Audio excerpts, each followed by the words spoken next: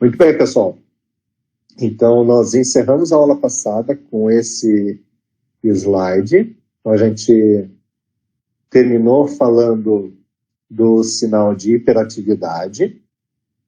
E vamos entrar agora, então, no próximo, ainda falando de sinais na estrutura da íris. Tá? Pra vocês lembrarem qual critério que eu estou seguindo, né? São todos sinais no relevo e na estrutura da íris. Tá?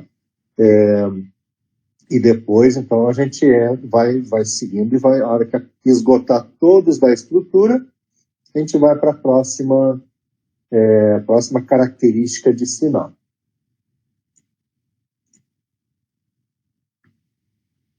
Agora nós vamos entrar, então... peraí um pouquinho, deixa eu perguntar uma coisa aqui, que eu não estou bem lembrado. Se eu falei dos aspectos emocionais e de personalidade sobre esse sinal de hiperatividade. Me ajudem a lembrar aqui quem estava na aula passada. Vamos ver aí. O que você falou foi relacionado a pessoas que insistem muito naquele mesmo problema, não conseguem mudar, continua fazendo aquilo que adoece, são vitimadas, seria isso? Não necessariamente vitimados, dependendo da localização, mas sim no aspecto de repetição das ações, repetição de padrão de pensamento. Tá? Nesse sentido, tem estudos tanto do Dr. Daniele Lorito, italiano, como também do Dr. David Pezek, né, da iridologia holística, que mostram a relação desse sinal de hiperatividade quando ocorre no quadrante das áreas cerebrais. Tá? Então, nesse quadrante aqui, que tem a divisão das áreas, né? E aí, quando tem a localização em determinadas áreas, tá? Das áreas cerebrais, então a localização desse sinal estaria relacionado a aspectos de padrão repetitivo de pensamento. Tá? Excesso de pensamento, pensamento repetitivo, há coisas nessa ordem, né, de repetição. Tá? Então, essa é a contribuição do Lorito e do David Pezek. E a minha, então, trazendo para vocês, de que não é necessário que seja nas áreas cerebrais, tá? Para fazer essa interpretação associado aos sinais de hiperatividade. Tá?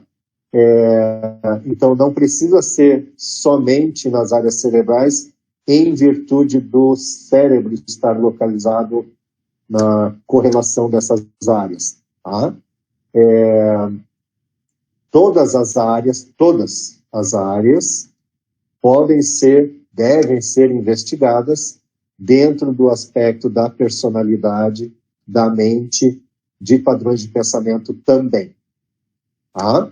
Então, não importa a localização, tá? Na minha abordagem, nos meus estudos, na minha contribuição para a iridologia, não há diferença dentro do aspecto de personalidade sobre áreas cerebrais e as demais áreas...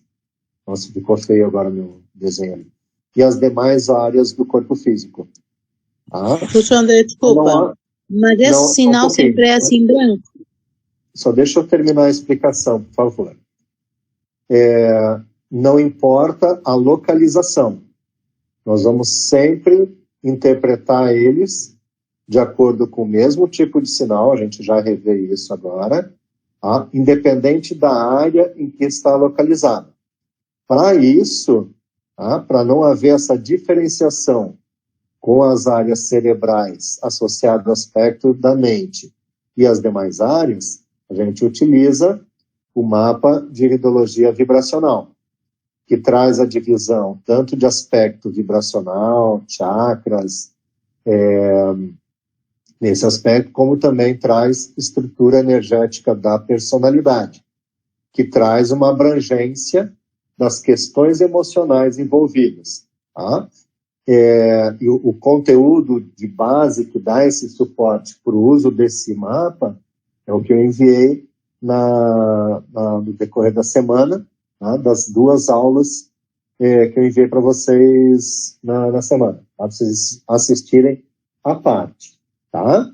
E assim vocês têm a característica de cada uma dessas estruturas energéticas da personalidade, tá? Para identificar, então, quando tem o sinal nessas áreas, tá? Também tem os chakras ali, para identificar, então, qual é o perfil de aspecto emocional, de personalidade, etc., do sinal naquela área ali, específica. Tá? Pode falar, Natália, qual é a tua dúvida? Professor André, mas o sinal de hiperatividade e repetição é mesmo assim como aparece aqui na foto? São sinais de hiperatividade. Aqui. Mas é igualzinho assim que aparece na foto? Ou assim, estes sinais brancos? Sim. São as fibras, tá? As fibras aumentadas, né? E que ficam esbranquiçadas. O sinal de hiperatividade é caracterizado pelas fibras claras, né? Tudo eu lembro que eu expliquei semana passada, que são claras pelo inchamento, né, das fibras, né? Pela hiperatividade em aspecto orgânico, como também mental e emocional. Tá? Então, hiperatividade da mente, tá? Que pode ser observada em qualquer área da íris. Tá? Então, não é só nas áreas cerebrais. Gravem isso, que a maioria das abordagens limita nas áreas cerebrais. Tá? E, no entanto, a gente deve observar isso em todas as áreas. Nós só muda a ferramenta de observação, pois quando a gente está verificando aspectos emocionais, aspectos de personalidade, não é só emocional, tá, gente? É importante vocês entenderem a diferença entre emoções e personalidade. Tá? Dentro do âmbito da personalidade, nós temos as emoções, os sentimentos, pensamentos, padrões de pensamento e as qualidades de cada um deles. E a própria dinâmica da mente. Então, quando eu falo em aspectos da personalidade, abrange todos esses. Como eu sei que muitas vezes as pessoas não associam ao significado integral disso, né, da personalidade, eu fico citando questão emocional, mas é só para dar essa ideia de linkar com as emoções e com a mente como um todo. Tá? Mas quem já domina a parte da psique, para não ficar com essa ideia, então, que é só questões emocionais. Não. É a mente como um todo, é a personalidade completa. A gente consegue observar todos os tipos de sinais em todas as áreas da íris.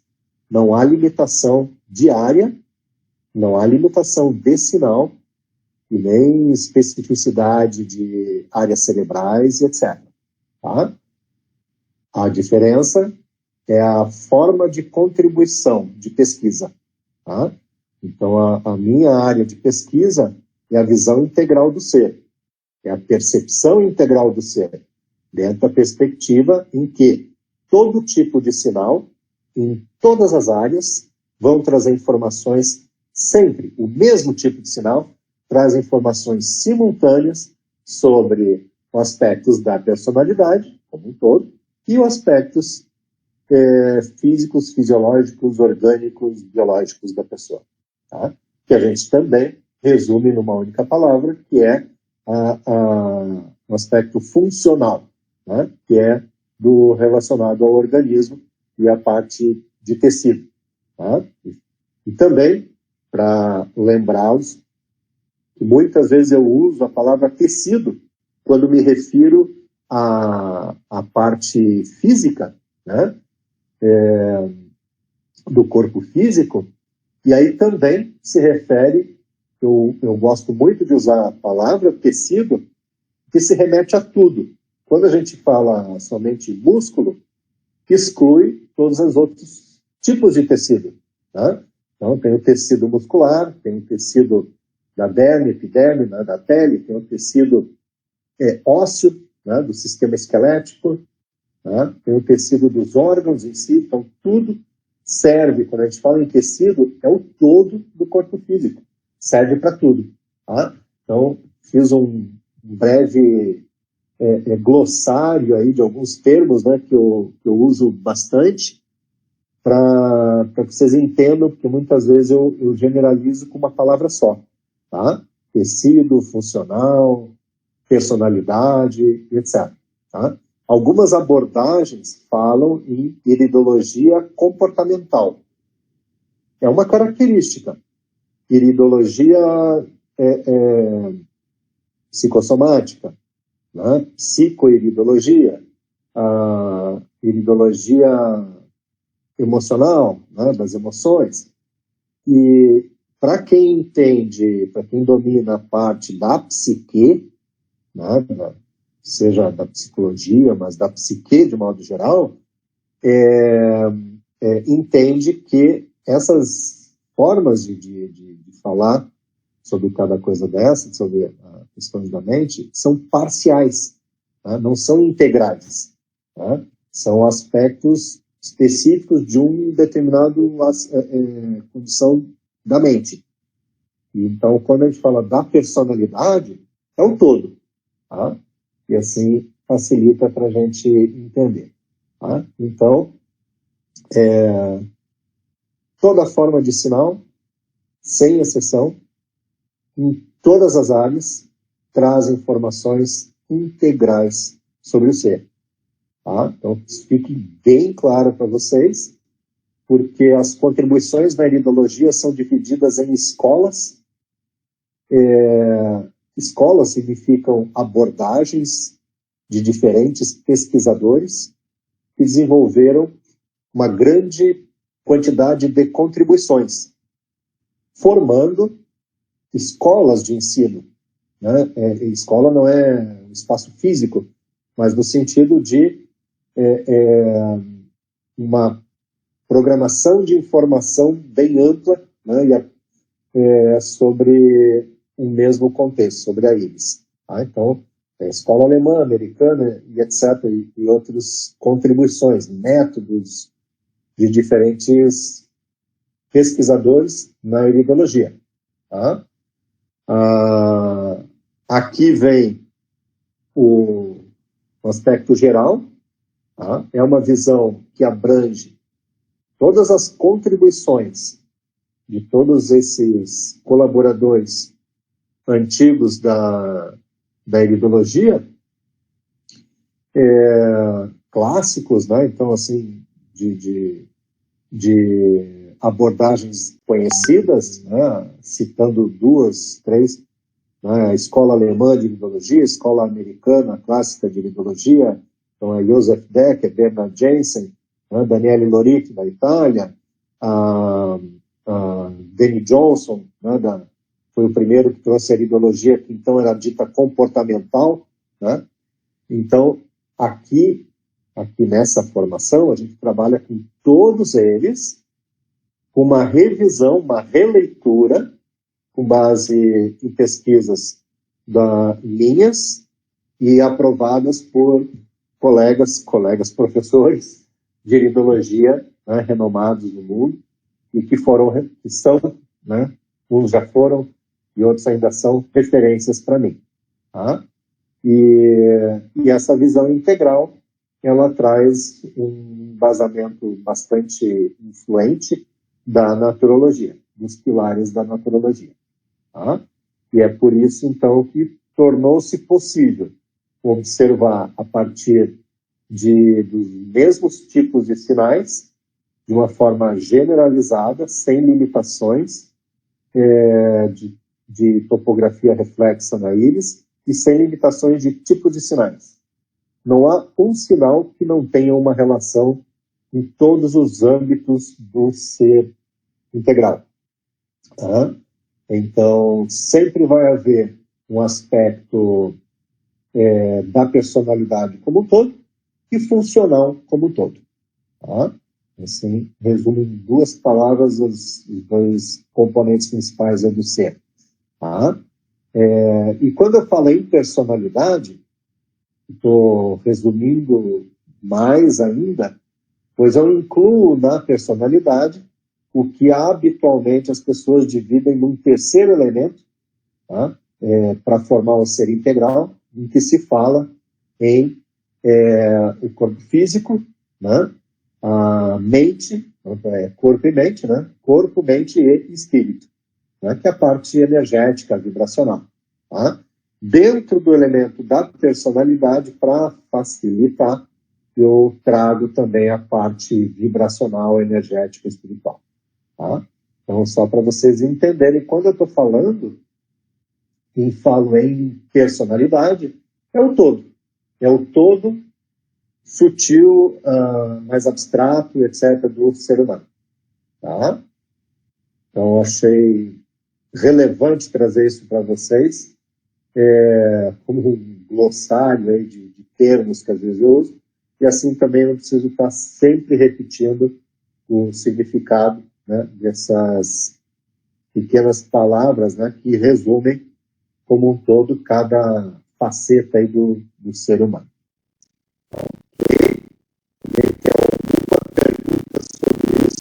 Professor, esse assunto. Diga. Esse sinal possui relação com a fibromialgia e, dependendo da localização dele também, as regiões de dor da pessoa e de tensão? A hiperatividade? Tu diz o sinal de hiperatividade? O sinal, isso. Uhum. Sim. Partindo do princípio que a fibromialgia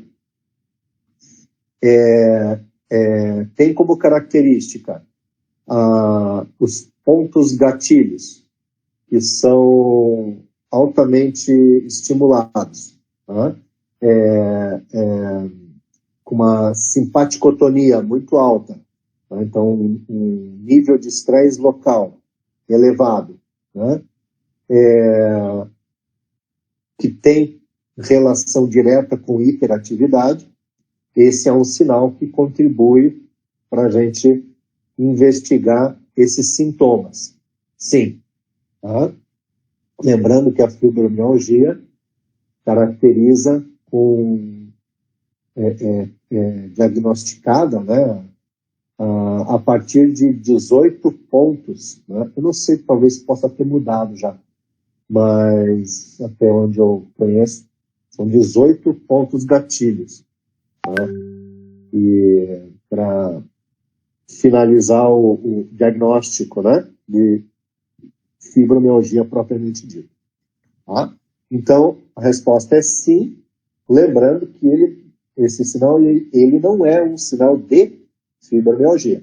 No entanto, a presença dele, e principalmente generalizado, pode nos levar, né, vai nos levar a uma investigação de identificação de áreas, né, com possíveis pontos de contratura muscular, a tensão, né, e que isso pode desencadear um processo de inflamação e de dor. Tá?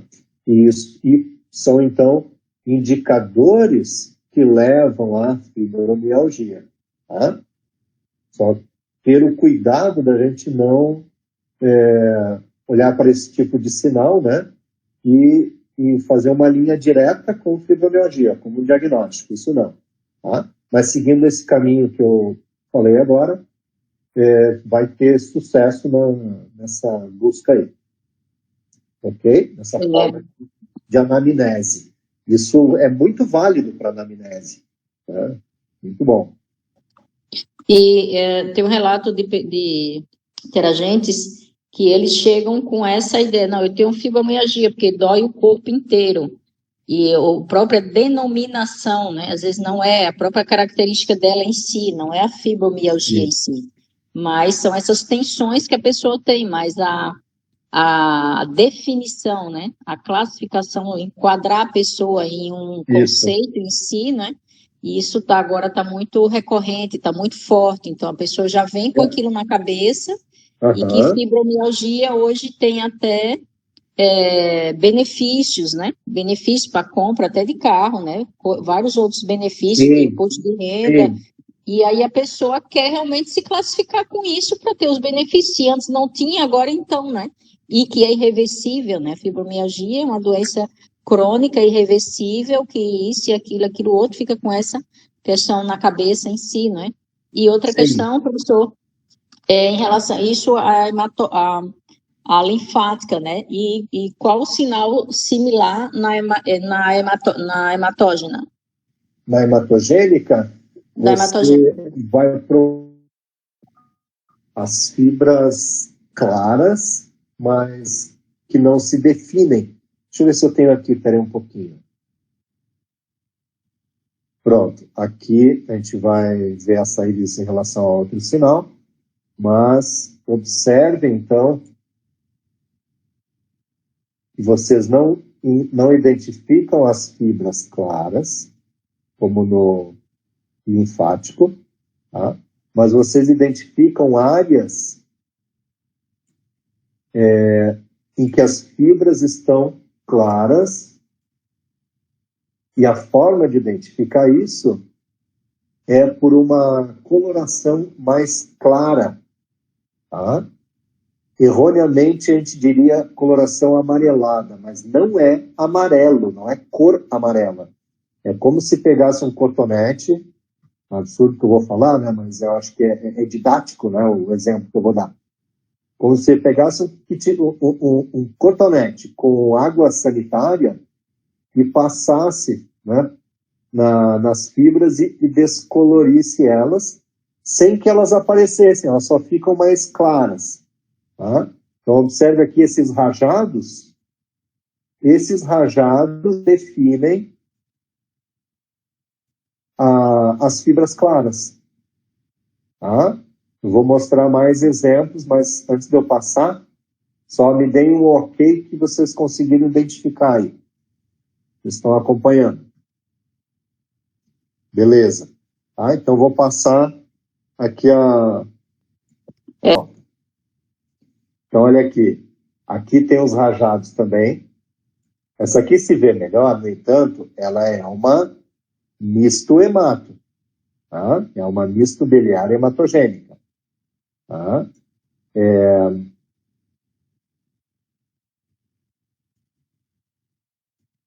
Não, esse último não. Esse aqui sim, ó. Aqui,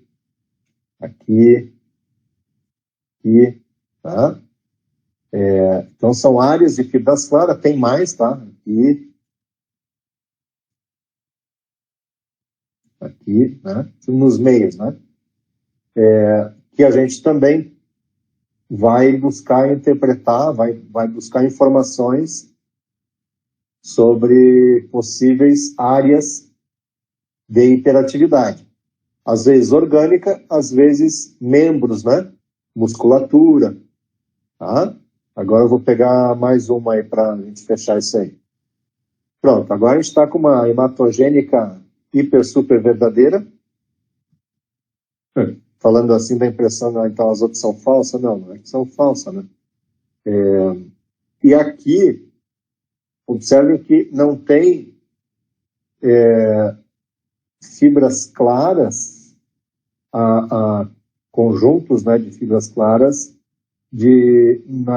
na disposição radial. Tá? Aqui pode ser, no meio, né? Talvez aqui. E aqui, ó. Aqui, então, nesses pontos, pode ser para se investigar, tá? No entanto, o que tem são muitos anéis de contração. Muitos anéis de contração. Esses anéis de contração também se referem à contratura, à tensão, tá? Níveis de estresse, tudo como predisposição. Eu não vou aprofundar neles agora, porque tem várias características para a gente estudar aqui. Tá? A iridologia convencional traz uma só, como se fosse tudo igual, tá? Mas aí, aproveitando aí uma herança do Dr. David Pezek, né, da iridologia holística, aprendi com ele a dividir em 3 classificações diferentes esses anéis. Cena dos próximos capítulos, tá? E aí Mas o que é que significa os anéis, professor André? Foi o que eu acabei de dizer, cena dos próximos capítulos, tá? Eu não vou entrar neles agora, eu estou só falando da cor da íris e dos sinais de hiperatividade, tá? Eu acabei de falar, a gente vai falar desses anéis quando chegar a sequência dele, porque é uma explicação longa, é uma aula praticamente só deles. Então, logo chega o momento. Isso aqui é que nem série de TV Netflix, né, Natália? Assim eu te seguro, te prendo aqui, semana que vem você está aqui. Um pouco mais cedo que hoje. Tá bom? Então, encerramos agora a parte de hiperatividade. Vimos vários exemplos de sinais de hiperatividade em outras cores de íris. Tá? E agora, então, a gente vai para o próximo sinal. E o próximo sinal... Desculpa. Pessoal, então, nós fechamos o sinal de hiperatividade e esse próximo agora é mais um sinal, também na estrutura da íris. Esse agora, então, é o sulco radial. Tá?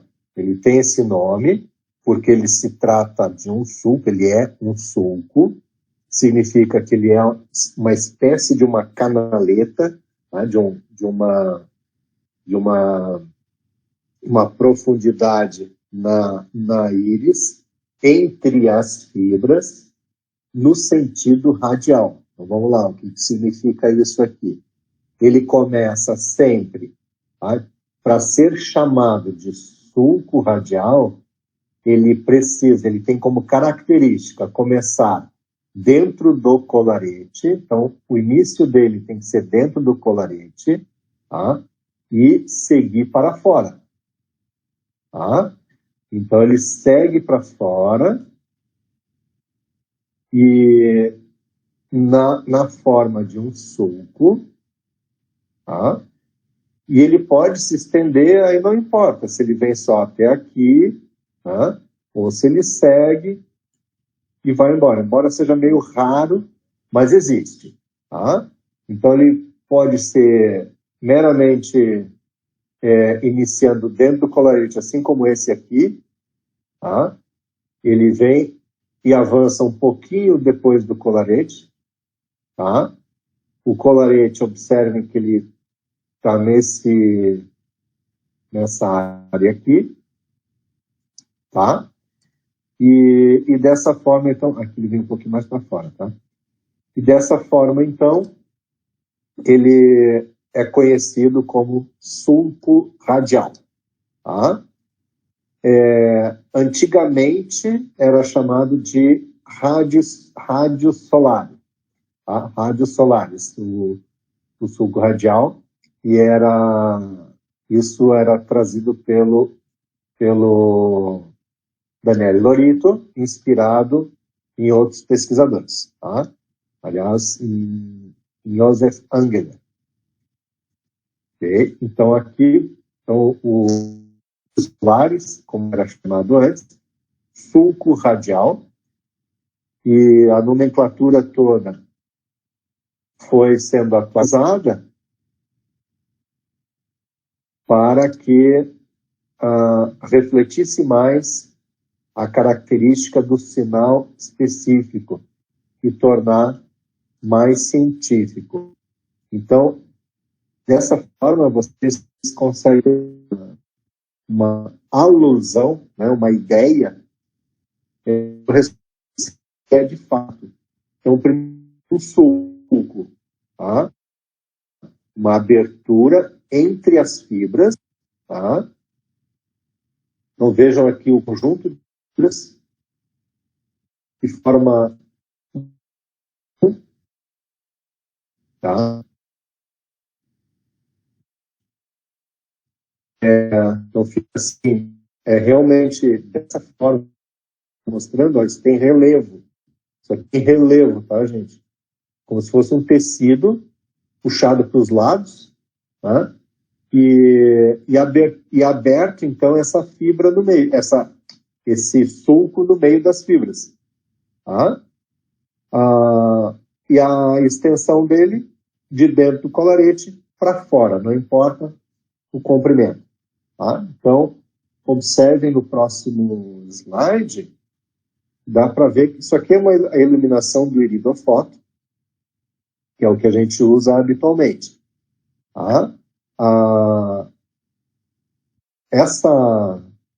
O iridofoto fotografado com celulares de hoje já tem um resultado bem melhor sobre o sulco radial, tá? Mas eu vou mostrar uma foto, então, de uma câmera de macrofotografia com uma câmera profissional de fotógrafo com uma lente macro de alta potência. Tá? É uma lente de 100 milímetros, tá? Que é o máximo que tem de lente macro para fotografia macro. Tá?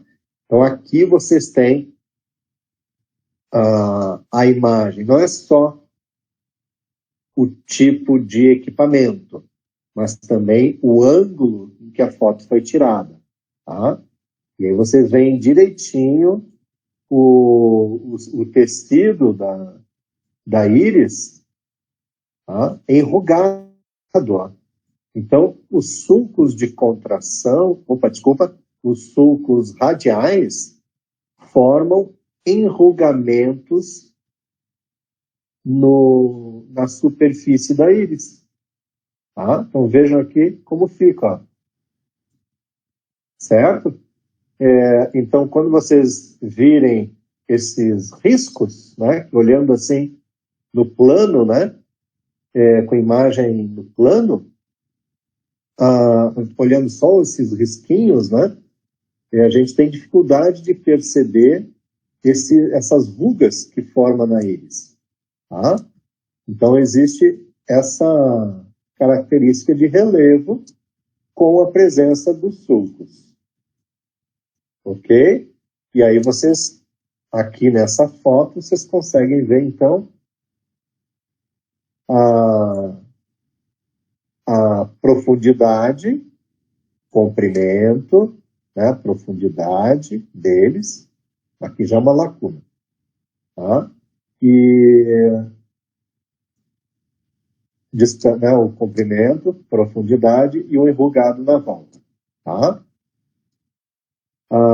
Feito isso, né, então, tendo observado essa característica, tá, vocês já estando bem craques aí na identificação do sinal, eu sempre mostro com imagem de câmera simples, né, do iridofoto, assim, lembrando que já é a iluminação de profundidade, tá? Isso vocês ainda vão aprender. Tá? A iluminação de profundidade e a iluminação de superfície. A gente vai ter aula disso ainda. Tá? Então, isso que vocês estão vendo aqui, tá? é exatamente a mesma coisa que vocês veem aqui. Tá? E isso é como se a gente olhasse um relevo na Terra, tá?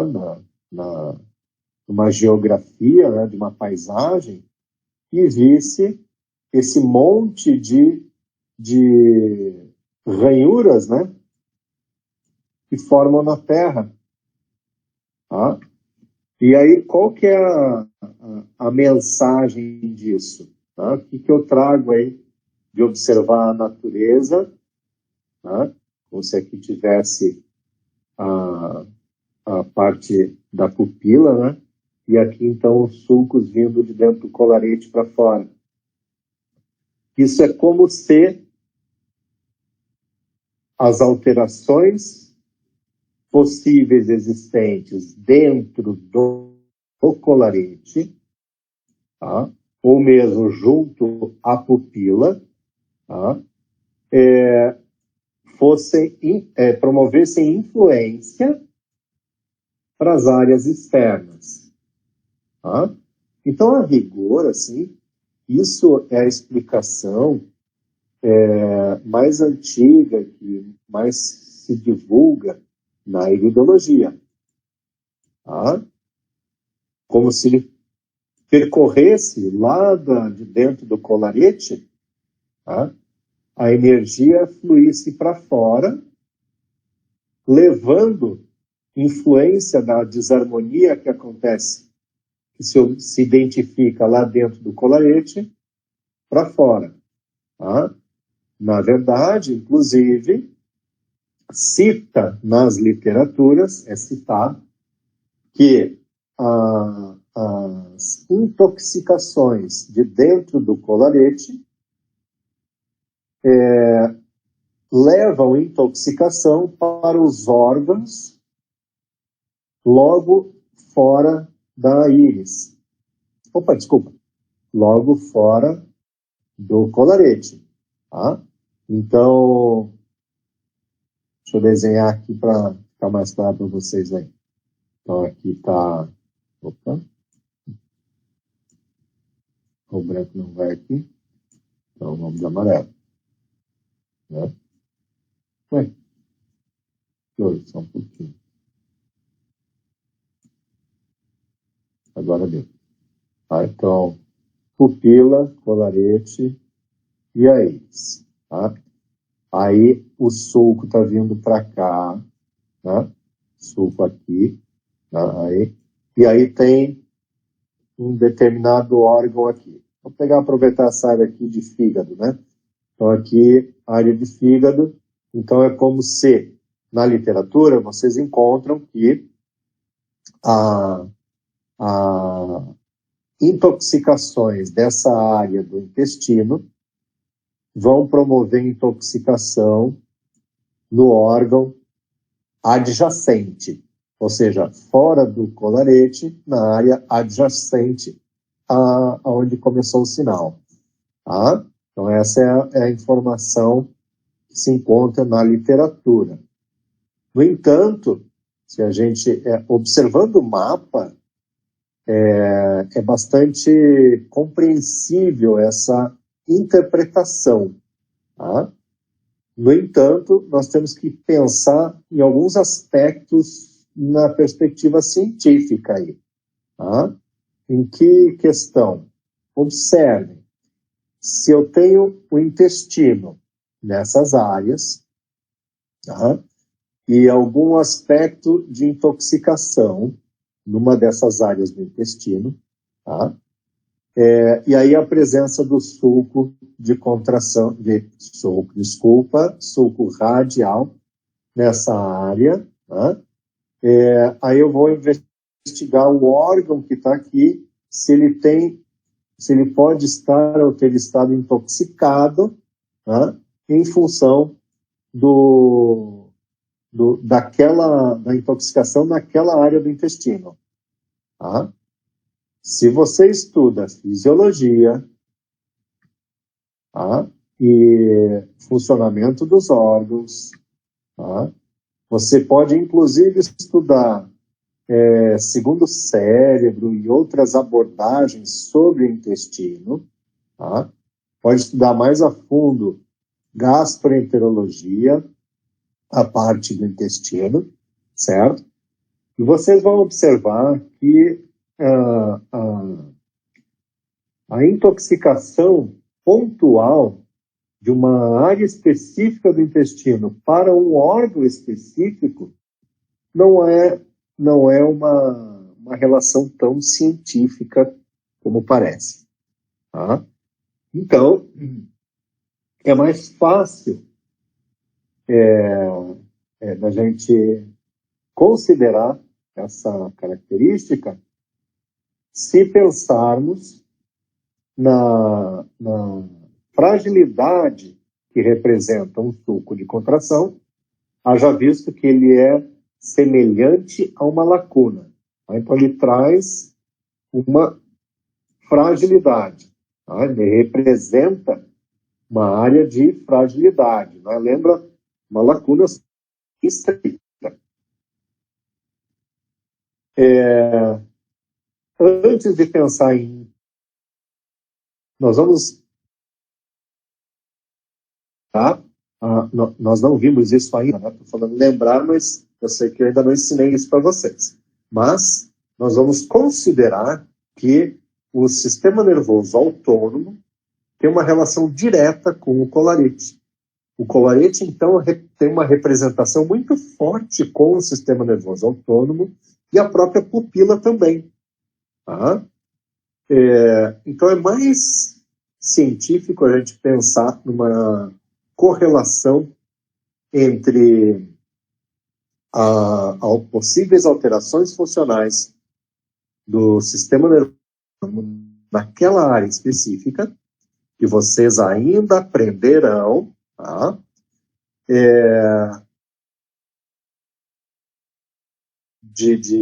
Vocês vão aprender ainda cada uma dessas áreas, né, dessa circunferência aqui, está relacionada a qual área do sistema nervoso autônomo e da coluna vertebral. Conhecendo isso, vocês saberão, então, qual as possíveis áreas de fragilidade, tá? Eu fiz uma coluna vertebral aí, né? De fragilidade, quais possíveis áreas de fragilidade traz aquele sulco radial, associado a uma área da coluna vertebral. Aí, nós temos um nível de assertividade muito maior do que simplesmente intoxicação daquela área pontual do intestino para com aquele órgão específico. Tá?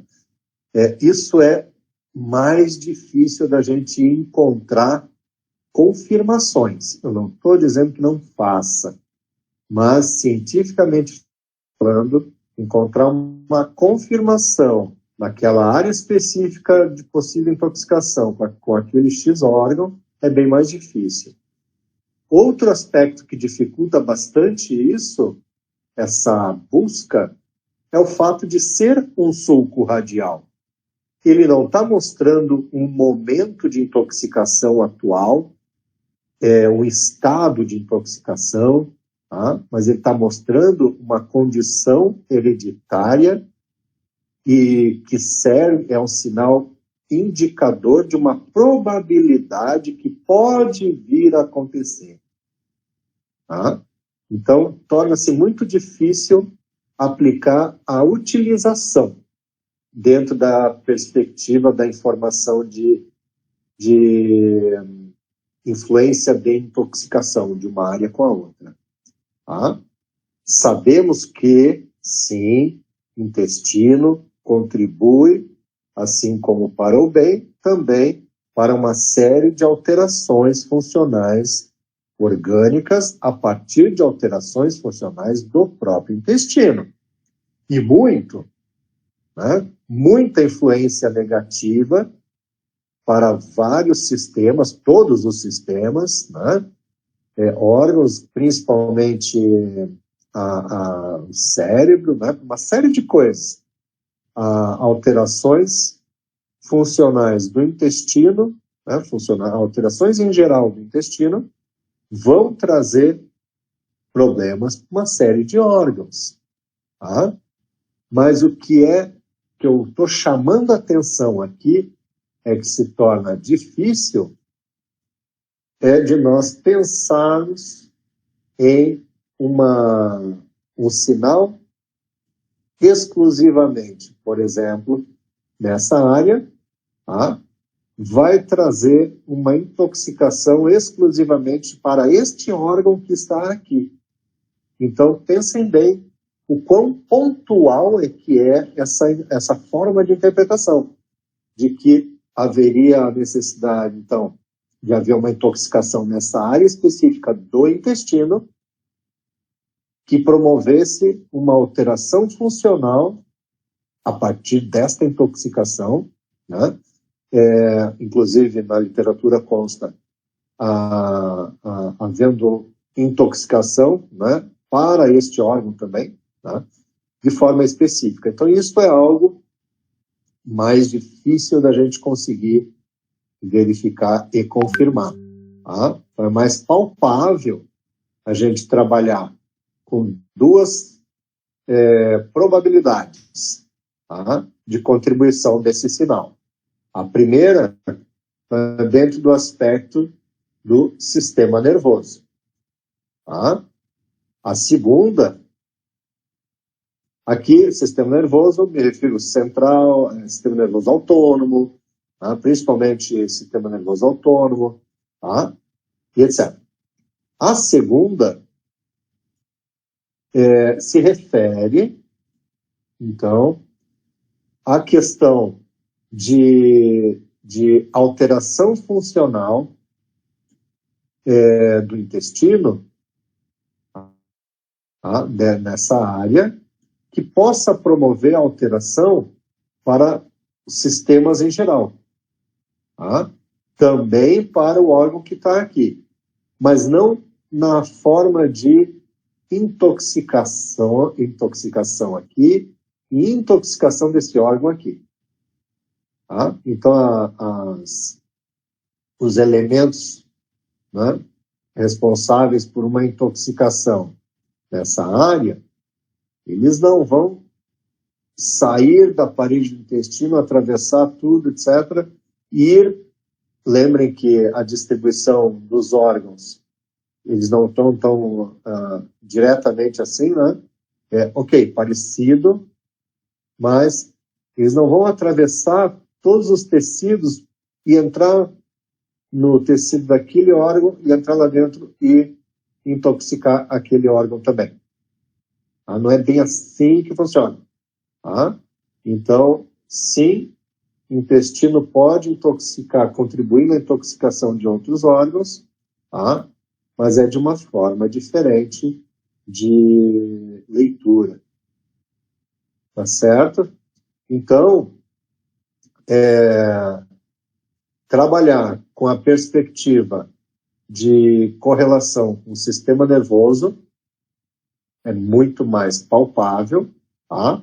E no aspecto de forma generalizada, não daquele órgão específico ao que se refere possibilidades de intoxicações. Nesse contexto, nós vamos pensar não de uma forma linear, tá? Que a intoxicação nessa área específica está naquele órgão, etc., mas de alterações funcionais a partir de intoxicações, etc., do intestino, tá? Podem provocar alterações funcionais em determinados órgãos compatíveis àquela forma de intoxicação. Tá? Então, assim, nós temos algo mais palpável, mais científico para trabalhar, para utilizar. Tá? Ainda a parte do sistema nervoso autônomo é bem mais palpável. Tá certo? Pessoal, alguma dúvida sobre essa parte? Professor André, ali na parte do olho, onde é que fica o intestino? Nessa parte aí da íris. Aqui, ó.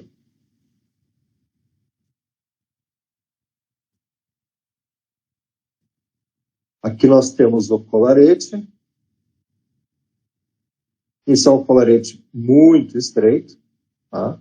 Dentro dele, ele ainda é dividido entre uma porção, não costuma ser assim, tá? Tão estreito, mas só pegando esse exemplo, a porção mais próxima da borda da pupila, tá? Essa porção aqui, confere a parte de estômago. A porção logo para fora, dessa aqui, tá?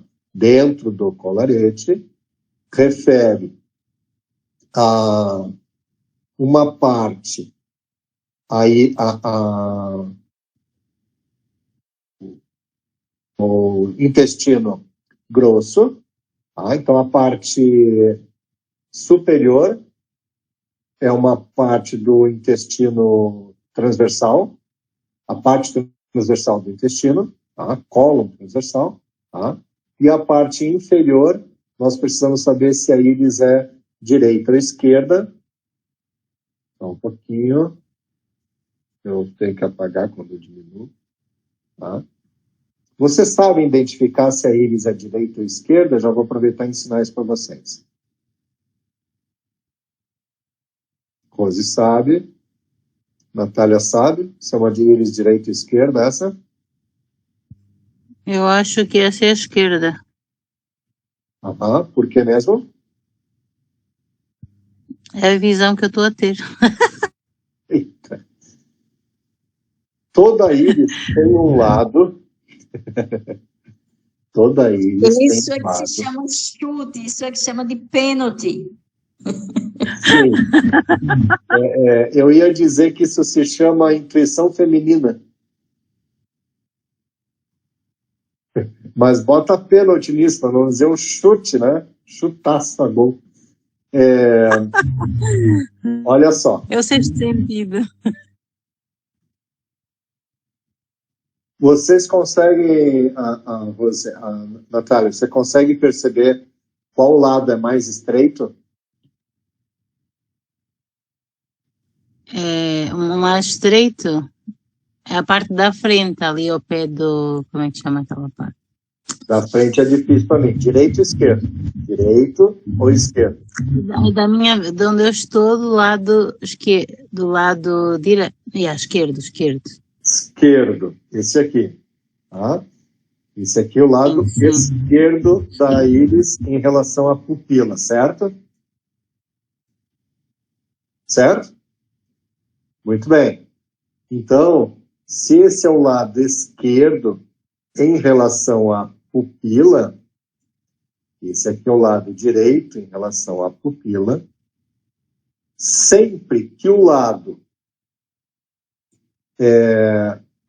estreito, o lado mais estreito será sempre o lado nasal. O nariz está logo ao lado do lado mais estreito da íris. A íris, então, está, né, do lado do nariz, o lado estreito dela fica do lado do nariz. O lado mais comprido da íris fica no lado temporal, que é onde fica a orelha. Certo? Muito bem. Então, o lado mais comprido será sempre o lado temporal. O lado mais estreito será sempre o lado nasal. Tá? Professor André, eu olhando por aqui, Só um pouquinho, por favor. Então, neste caso aqui, o lado estreito está no lado esquerdo da pupila. Logo, essa íris é uma íris esquerda. Aprendido? Pode perguntar. Sim, é mais fácil. Mas eu olhando assim, olhando para este olho, eu ponho-me por trás do olho e consigo perceber que é o esquerdo. Pelo Mas formato. não vai te atrapalhar. Chega uma hora que a Pois, gente mas tem que assim é mudar. fácil. Tá? Por quê? Assim, Sim. você olhando para ele aqui como ele está. Primeiro, você não enxerga a borda dele, a ponta dele de um lado e nem do outro. Sim, mas eu consigo enxergar pelo formato mesmo assim, eu consigo perceber. Aí se você... Não, entendi. Aí se você vai olhar para trás para ver qual é o lado ok, mas às vezes você pode se confundir. É só ver aqui qual que é o mais estreito. Sim. Tá? Esse lado mais estreito está do lado esquerdo da pupila. Pronto. Tá? Resolvido. Mas sim, ok, você pode virar para trás, etc. Mas essa é uma dica clássica de centenária na iridologia. Tá? Ok. Agora, o pior é que eu me esqueci por que eu estava explicando isso. Vocês perguntaram alguma coisa, eu ia falar. Porque ela não sei.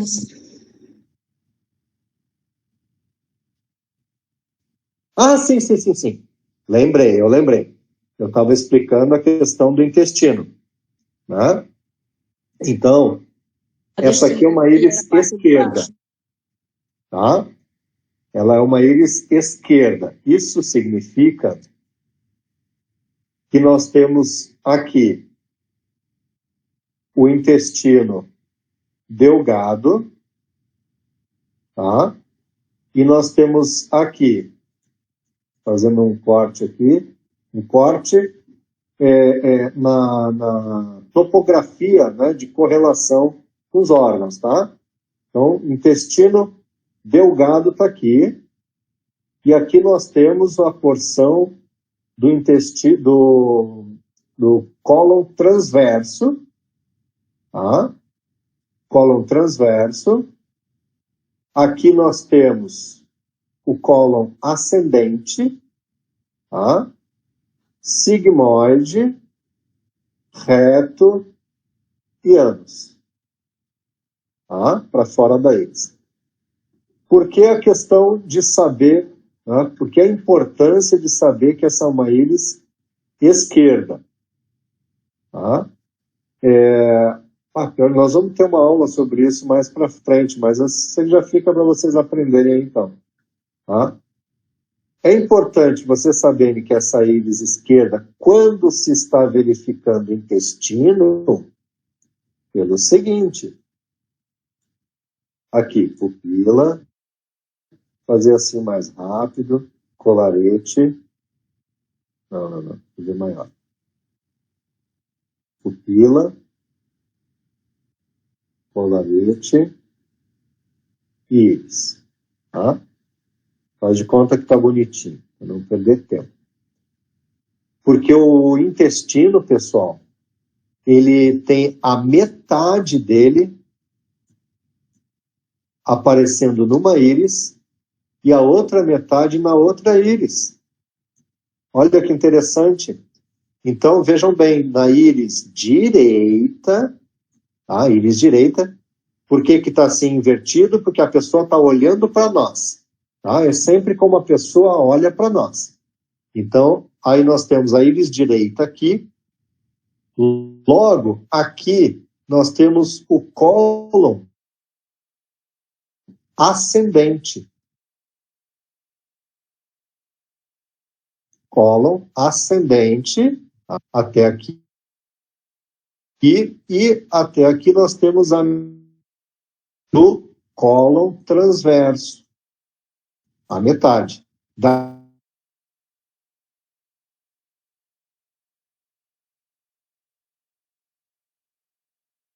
Transverso. Tá? Completando aqui a íris direita, nós temos a outra porção do intestino delgado. Tá? Então, ali, ele também é representado a metade aqui e a outra metade aqui. Tá? Então, isso significa que o intestino grosso começa na íris direita, com o cólon ascendente, tá? Metade do cólon transverso, e aí nós temos que pular para a íris esquerda, tá? Para observar a outra metade do cólon transverso e observar o cólon descendente, sigmoide, então aqui, cólon descendente, cólon sigmoide, reto e ânus.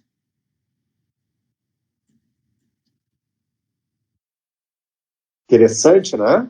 E então, para resumir, vocês têm a topografia reflexa do intestino delgado. Então, aí, para anotar, intestino delgado fica sempre nos quadrantes nasais de ambas as íris, tá? Quadrantes nasais. E intestino grosso, né, os cólons, tá? Nos quadrantes temporais. Tá? Então, quadrantes temporais, superiores e temporais. Superiores e temporais. Tá? E inferiores também na íris esquerda. Tá? Certo, pessoal? Ficou claro isso para vocês? Sim. Assim fica melhor, né, de distribuir as correlações. Eu tenho, se a Natália quiser perguntar alguma coisa em relação a isso, eu tenho em relação a outra imagem lá do relevo, a imagem anterior. Tá, já vamos lá. Já vamos para lá. Vamos ver se a Natália entendeu bem esse diagrama aí. Tranquilo, Natália? Acho que sim, professor André. Tá bom. No mapa tem tudo isso, tá? No mapa de iridologia física do Dr. Leonard está bem explicadinho. Muito bem, então vamos para outra imagem lá. Pode falar. A do relevo, geográfico. Isso. Por aí dá para perceber que houve uma quebra, né? Sim. Uma ruptura, um interrompimento entre a passagem, eu acho que o anterior ainda está melhor, mas esse aí também dá para perceber. E isso no caso, esse primeiro é de cima, né? Então estava tudo ali juntinho, normal, tranquilo, e aí houve um rompimento, uma quebra. Então significa que ali rouba um pouco a energia, interfere no fluxo normal, falando energeticamente em si, e fisiologicamente também. Sim. Nós vamos entrar nesse aspecto agora, desse sinal. Tá? Ok. Imagina, então, exatamente essa ruptura de energia. Tá? A gente sabe que tudo que é firme, forte, etc., é fechadinho, né? No que tem orifício, no que tem sulcos, lacunas, etc., denota menos força. Tá? Então, aqui, que a gente tem essas áreas dessa forma, nós sabemos, deixa eu pegar essa aqui mesmo, nós sabemos, então, que nessas áreas, aqui tem mais força, e aonde acontece o sulco, são áreas mais sensíveis. Sensível, tá? Em relação às áreas ao redor, né, aqui é mais forte, aqui é mais sensível. Tá? Então, existe essa ruptura, é um sinal estrutural. Então, esse sinal também se desenvolveu até os 7 anos de idade, né, findar do 6º ano. Tá? Ele não muda mais. Tá? Então, ele vai mostrar sempre um indicador de fragilidade, de vulnerabilidade. Tá? E trazendo, então, uma probabilidade de acontecer, né? As coisas que a gente está trazendo aí, no aspecto físico, principalmente. Já no aspecto emocional e energético, nós vamos considerar que, dentro da perspectiva energética, existe essas falhas, tá? Existe essa fragilidade energética também, da mesma forma, tá?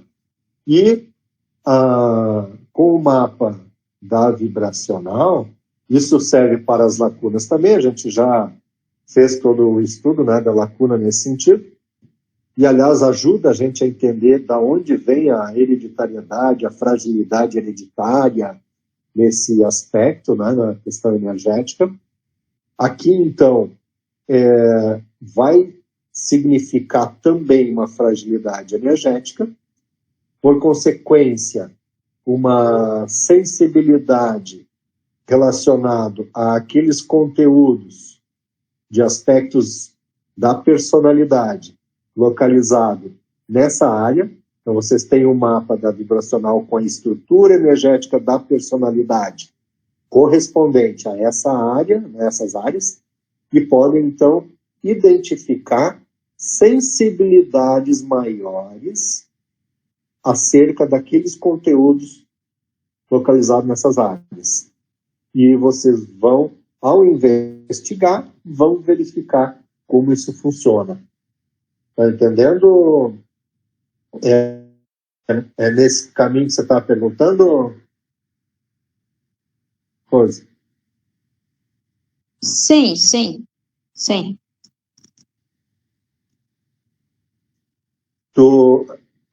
A gente também leva nesse mesmo sentido, nessa perspectiva energética, você também pode pensar, ampliar, né, de acordo com a preferência e afinidade de cada um, dentro desse aspecto energético, relacionado à medicina chinesa. Da mesma forma, o elemento de cada área, tá? No mapa você tem estruturas energéticas da personalidade e tem chakras. Tá? No outro mapa você tem, das áreas físicas, tem os órgãos, tecidos, etc. E basta fazer a correlação com os seus elementos na medicina chinesa. E pronto. Além de já ter o órgão físico, já tem a interpretação da própria medicina chinesa sobre esses órgãos. Certo? Ok. Aproximou da tua pergunta agora? O que eu pensei mais é em relação a nível mais, assim, fisiológico em si, né? Assim, uma quebra do fluxo normal dos nutrientes, Tá, né? Não está passando mais o que deveria passar por ali de um lado para o outro, né? Eu entendi. Entendi.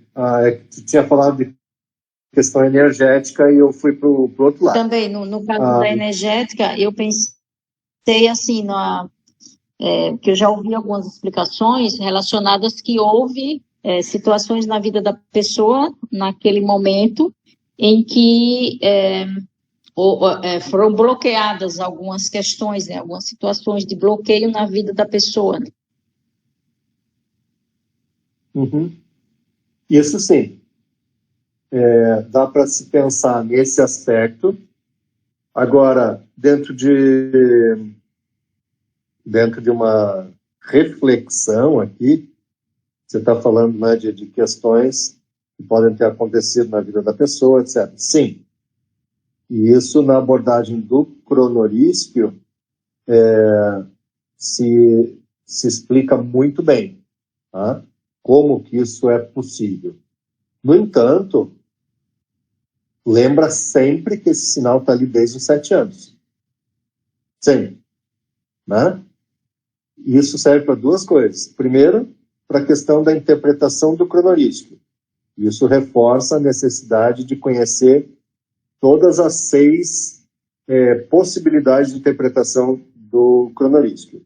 Segundo, ao considerar o aspecto estritamente fisiológico na interpretação desse sinal, observa muito, tem que ter muito cuidado na forma de interpretação, pois não se trata de um rompimento de fluxo de energia a partir de um determinado momento.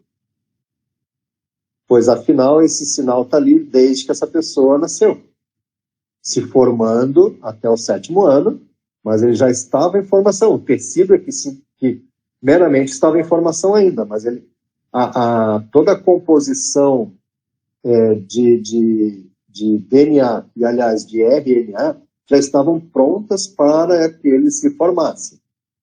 Ele não é meramente resultante de algo que aconteceu durante os 7 anos.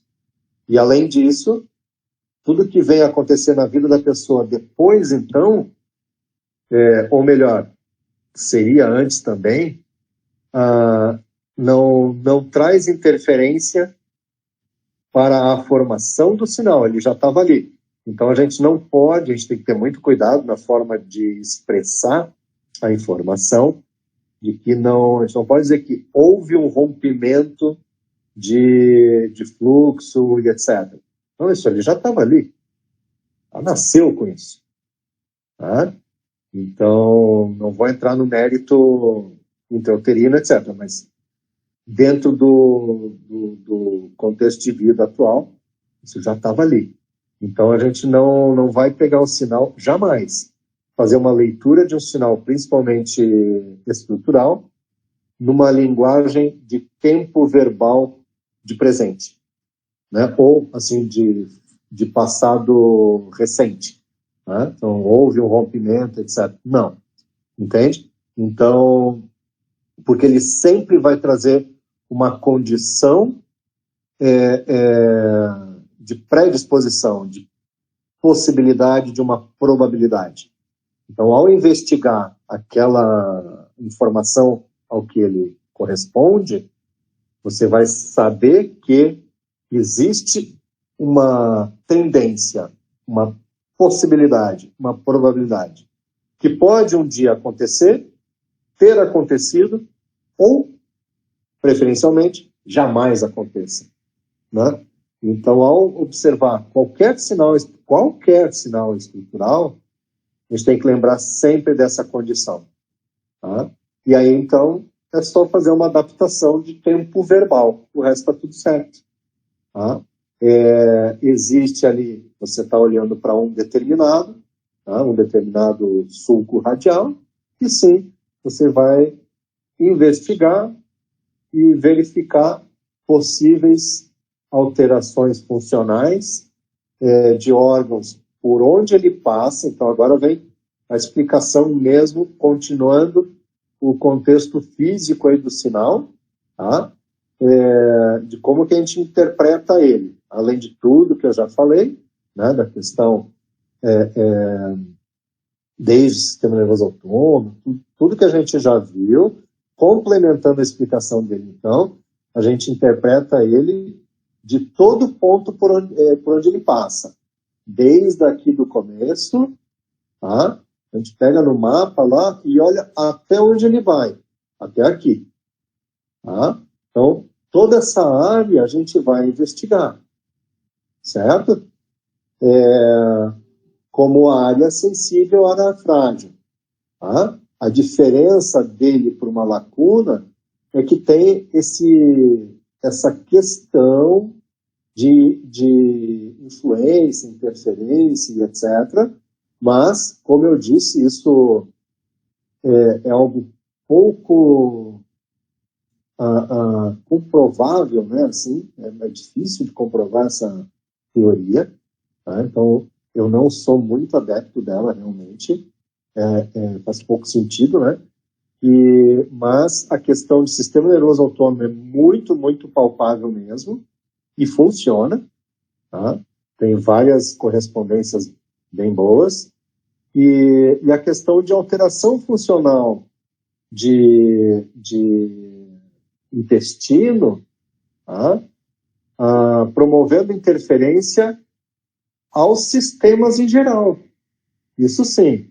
Tá? E aí ainda, tudo bem, a gente pode pegar a inervação do sistema nervoso autônomo e vocês vão aprender que essa inervação ela corre pela coluna vertebral, tá?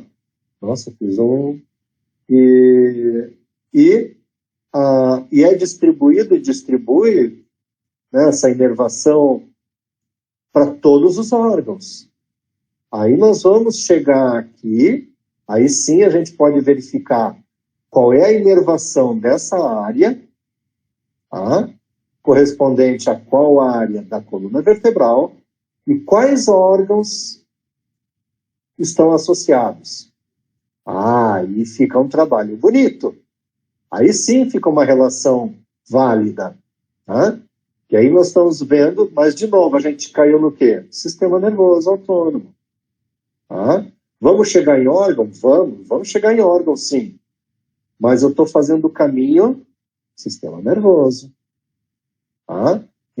Entendem que é uma correlação muito mais palpável na perspectiva científica do que toxinas dessa parte do intestino vão intoxicar o órgão que está nessa parte aqui do mapa na íris. Isso, me desculpa. Certo? Faz sentido? Beleza. Né? O pessoal que vai assistir a aula gravada depois, a turma está respondendo pelo chat, tá? Com os joinhas. Professor André, desculpa, essa parte ficou gravada, não é? Sim, está gravadinho. Pode ver 10 vezes depois. Importante. Mas você vai entender bem quando eu ensinar a parte do sistema nervoso autônomo e a relação com a coluna vertebral e com a pupila. Aí vai ficar bem legal isso. Tá? Perfeito. Gente, para fechar, vamos ver se você sabe o que faltou falar sobre o sulco radial. Vamos lá. Vê se alguém adivinha. O que faltou eu falar? A característica da personalidade. Muito bem. Ótimo, Rony. Isso mesmo. Então, a parte da personalidade... De suco eu conheço. É propriedade própria. Queres falar? Não. É bom ouvir falar de mim do que eu falar de mim mesma. Tens muito? Não tanto, mas alguns extensos. Tá bom. Então vamos ver se bate. Eu vou falar primeiro e depois você traz. Lembrando que é a interpretação do sinal de sulco radial. Tem toda a íris para compor a tua personalidade, né? Vamos ver o que os sulcos trazem, em geral, aí, dentro dessa perspectiva. Então, geralmente, os sulcos radiais trazem uma informação associada a possível aspecto de personalidade de pessoas que necessitam sentem necessidade de terem um amparo de terceiros em relação aos seus projetos. Precisam mais de uma aprovação, de uma positividade, né, de alguém, das pessoas próximas, né, que apoiem, precisam se sentir apoiadas, se sentem mais energizadas, se sentem mais empoderadas quando tem esse apoio das pessoas à sua volta para realizar os seus projetos. Dependendo das características, assim, em geral, da íris, e também da expressão dos seus sulcos radiais, pois, obviamente, todos os sinais que eu falo já venho mostrando, né? A lacuna tem 3 profundidades, aberto, fechado, etc. Todo sinal tem uma característica de expressão, né? Mais intenso, menos intenso. No caso do sulco radial, refere-se ao comprimento, largura e profundidade. Quanto mais profundo, largura não tanto que ele, em tese, cai para uma outra classificação, quando ele se torna largo, né, que é o defeito de substância, que é uma tradução de um sinal do alemão, tá, da escola alemã. A gente vai ver também. Bem, o sulco radial, então, que seja profundo, comprido, tá, e também, dependendo da área em que ele está localizado, mas, de modo geral, a gente já sabe que ele refere a uma fragilidade, uma vulnerabilidade. Então, a uma suscetibilidade. Dependendo da área em que ele está, pode fortalecer mais essa necessidade de sentir-se amparado com as pessoas à sua volta para a realização dos seus projetos. Muitas vezes, então, dependendo dessa intensidade, característica, etc., as pessoas podem custar mais a dar o start, dar o início, tudo, a algum projeto, alguma coisa, aguardando por esse suporte, por esse amparo.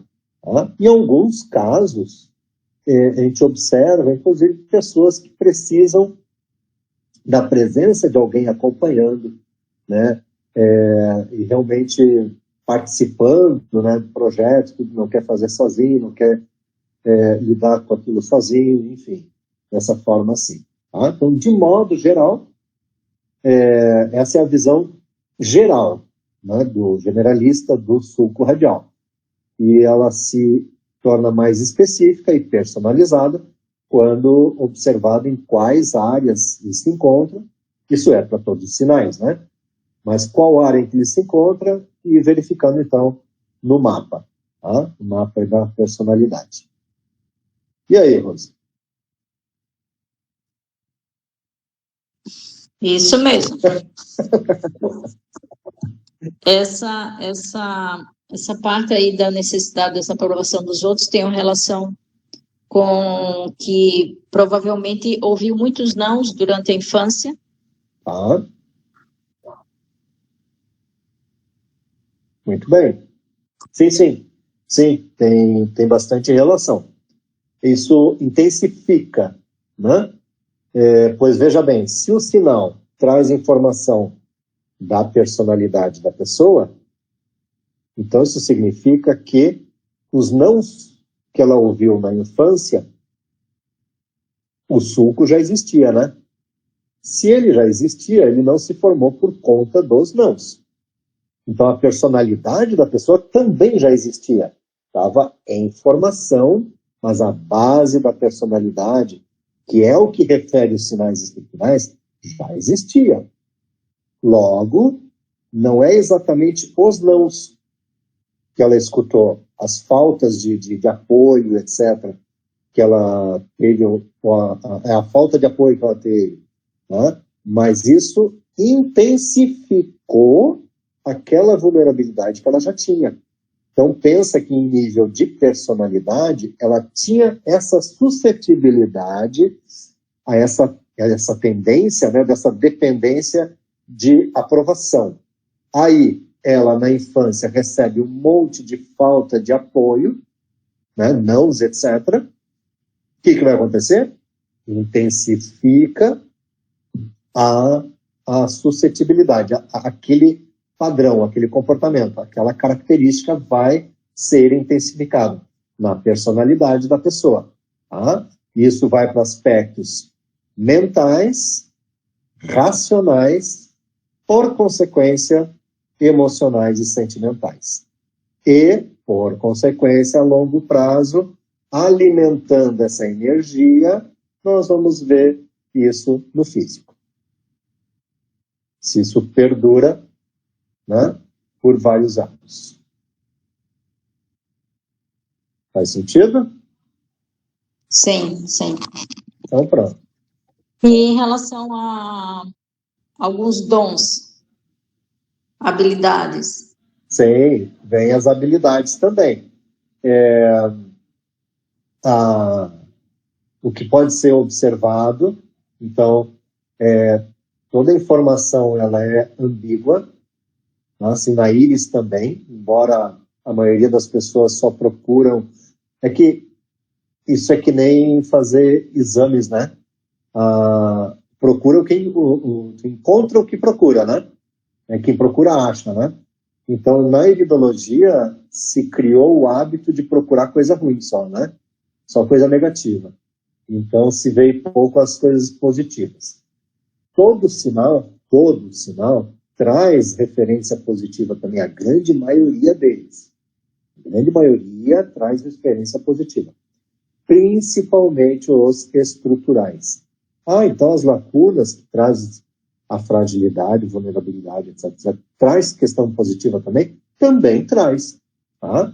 Então, na própria interpretação do mapa da iridologia vibracional, da personalidade, vocês também podem buscar fazer a leitura sobre aquele aspecto dentro das questões de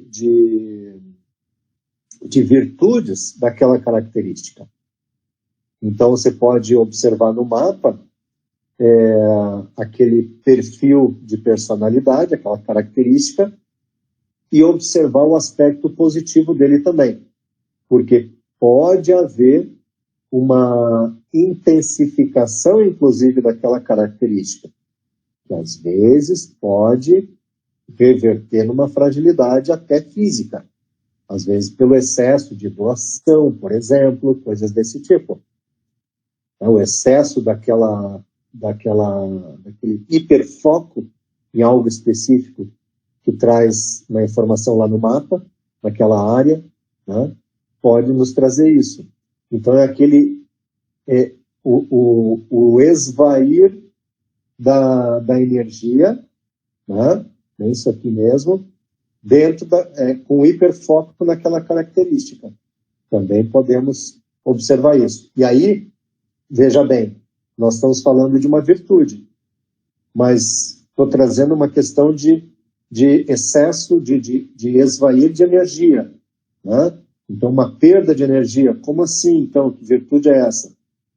Toda virtude pode se transformar num problema a partir de proporções. Né? Então, entre o remédio e o veneno, existe o quê? A dose, né? A dosagem.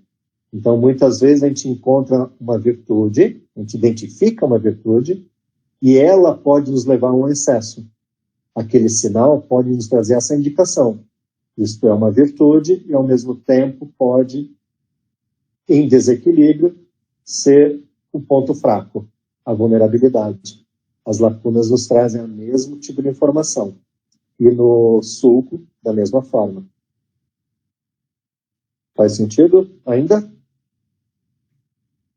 Sim, por exemplo, um sulco desse na região das cordas vocais, ele traz um dom da fala, o dom da oratória, mas, no entanto, é o local onde mais essa pessoa sente inflamações, né?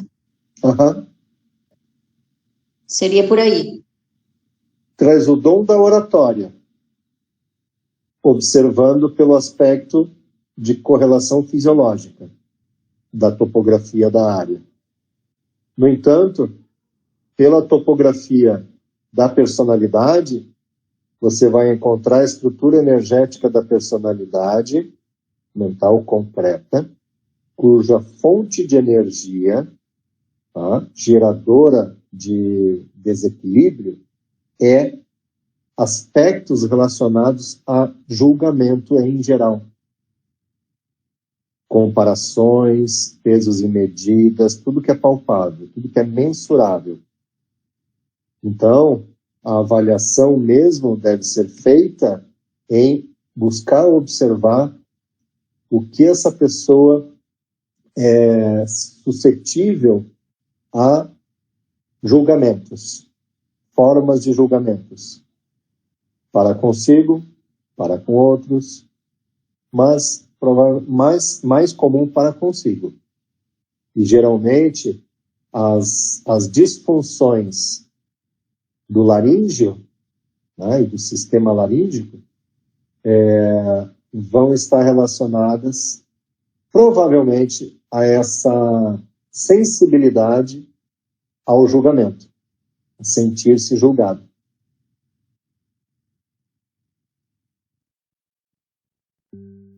Essa eu não sabia. Então, isso é Professor André, relacionado... pode repetir? Sensibilidade?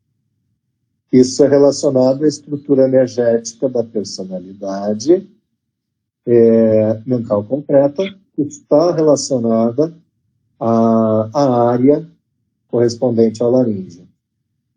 Ok. Ok? Isso está, ou se eu não me engano, está naquele conteúdo isso está no material da vibracional e está no conteúdo das aulas que eu enviei para vocês, agora, semana passada. Ok? Então, observa sempre essa questão, vai além da função dos órgãos e busca conhecer o que os torna vulneráveis dentro do contexto da personalidade. E vai descobrir, vai se aproximar mais da causa quando buscar a relação de informação com estrutura energética da personalidade. Tá? Ok, pessoal? Dúvidas? Tudo tranquilo? Tudo ok. Maravilha. Que bom. Natália, alguma pergunta? Essa hora já estou mais para lá do que para cá, professor André. Bom, ok. Eu vou dar um pause na gravação.